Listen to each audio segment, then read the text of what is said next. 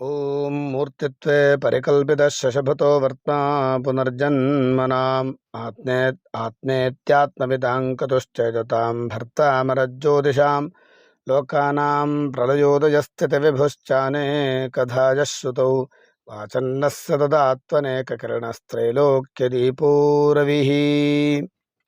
ನಮಸ್ಕಾರ.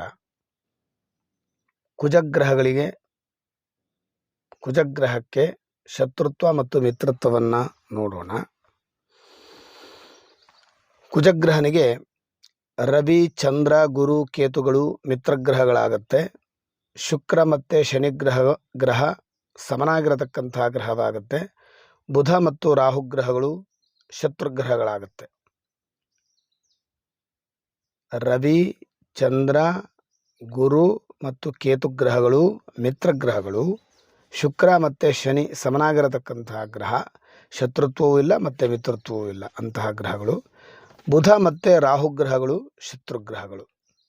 ತನ್ನ ಸ್ವಸ್ಥಾನದಲ್ಲಿ ಈ ಗ್ರಹಗಳಿದ್ದಲ್ಲಿ ಹಾಗೂ ಸಪ್ತಮ ಸ್ಥಾನದಲ್ಲಿ ಈ ಗ್ರಹಗಳ ದೃಷ್ಟಿಗಳಿದ್ದಲ್ಲಿ ವ್ಯತಿರಿಕ್ತ ಪರಿಣಾಮಗಳು ಶತ್ರುಗ್ರಹಗಳಿಂದ ಉಂಟಾಗುತ್ತೆ. ಮಿತ್ರತ್ವದಿಂದ ಲಾಭ ಉಂಟಾಗುತ್ತೆ.